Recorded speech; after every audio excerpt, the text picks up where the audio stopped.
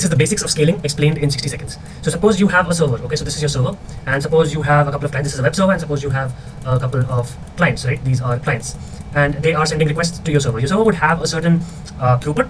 Throughput basically refers to the number of requests the server can handle per second, right? So it will only be able to handle a certain level of throughput, certain number of requests. Now suppose this number of clients keep increasing, or the number of requests they are sending, it keeps increasing. There will come a point where your server will not be able to handle the request because it has a cap on the number of requests it can handle. So at this point, you can do one of two things. The first one is vertical scaling, where you buy a bigger server, you give more compute to the server so that it has a higher throughput and it can service more requests, right? But that would also at some point have a bottleneck, because this throughput will have a bottleneck. You just increase the number of requests it can take per second. The other option is to have multiple servers. Like basically you clone this server and add multiple copies of it, and the requests that are coming in, you distribute these requests evenly amongst those servers. So the server with that level of a throughput can now service a lot more requests, because now you have multiple such servers, and basically the requests are being uniformly distributed across. This thing which uniformly distributes the requests across these servers is called a load balancer, because it sort of balances out the load.